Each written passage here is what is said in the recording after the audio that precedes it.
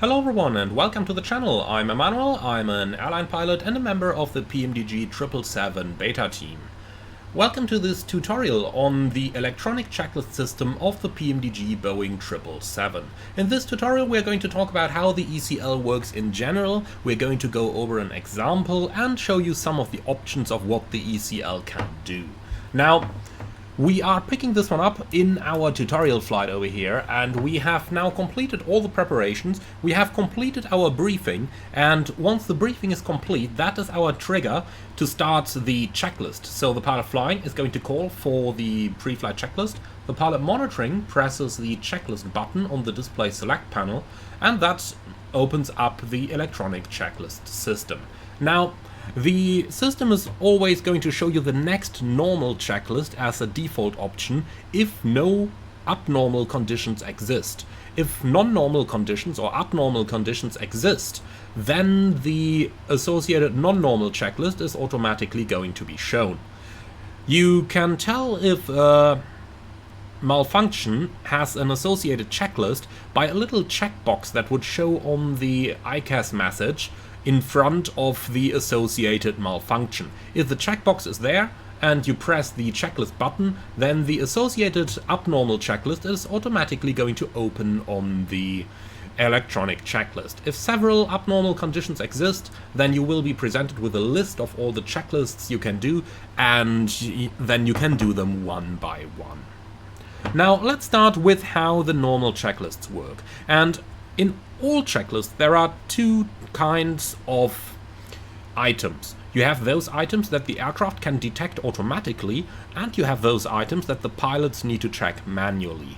Now, we can see two of each in the pre-flight checklist over here. So, starting at the top, you've got the two items that the pilots need to tick themselves, as in oxygen and flight instruments, and below that you have two sensed items where the airplane automatically can check the system status and ensure correct status of the system.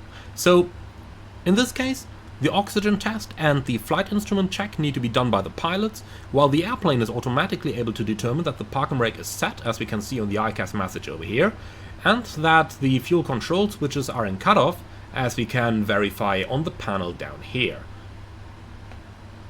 Now, some airlines demand both pilots to reply to challenges, others only want a single pilot to reply, and many airlines would modify the checklists to their liking.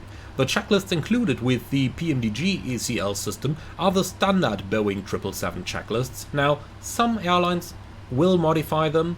Some, for example, add a notation at the side which pilot needs to respond, or if both pilots need to respond. For example, on the oxygen check, all pilots need to do that, so some airlines will want all pilots to respond to that. But in the PMDG aircraft, you get the original Boeing checklist, and that one does not have such denotation. Now, let's have a look at how the checklists are dealt with then.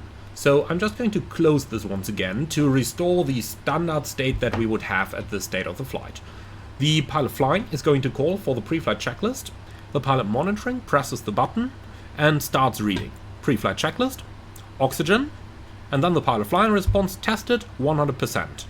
When the pilot monitoring is satisfied with the response, he's going to tick the item off, and that marks the next item in the checklist, and now we're going to continue. Flight instruments. The pilot flying again checks heading 185, altimeter 3035, or 3036 it is. The pilot monitoring checks, confirms, and ticks the item off. When all items of a checklist are ticked off, you will see the green checklist complete shown at the bottom. Now, some checklists only have a single item. For example, if you go into the normal menu and have a look at the before takeoff checklist over here, you can see that this is a single item. It's only flaps, and you can see that it has automatically detected which flap setting we need, as it's pulling the data from the flight management computer. So the before takeoff checklist is a completely automatic one. When you run a checklist like this, all you do is the pilot flying calls before takeoff checklist, the pilot monitoring opens the checklist, takes a look, and says before takeoff checklist complete.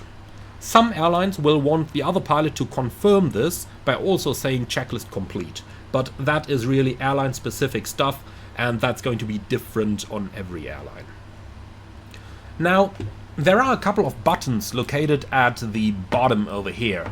So you have the normal button. This one, if you are anywhere in another checklist, let's say we're in the FMC non-normal checklist, if we press the normal button, it's always going to open the next normal checklist, in this case the before start checklist.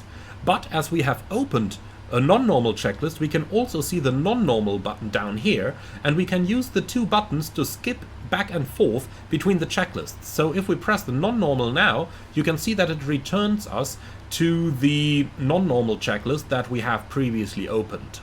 Now, if you completely want to reset all the non-normals, you go to reset non-normal, and now you will see that the button no longer appears. Next to this, we've got the item override button, and if for whatever reason an item is not applicable to our checklist, or if an automatic detection of a system status fails, you can use the item override in order to override the item in question. Likewise, you have a checklist override button, which can override a complete checklist.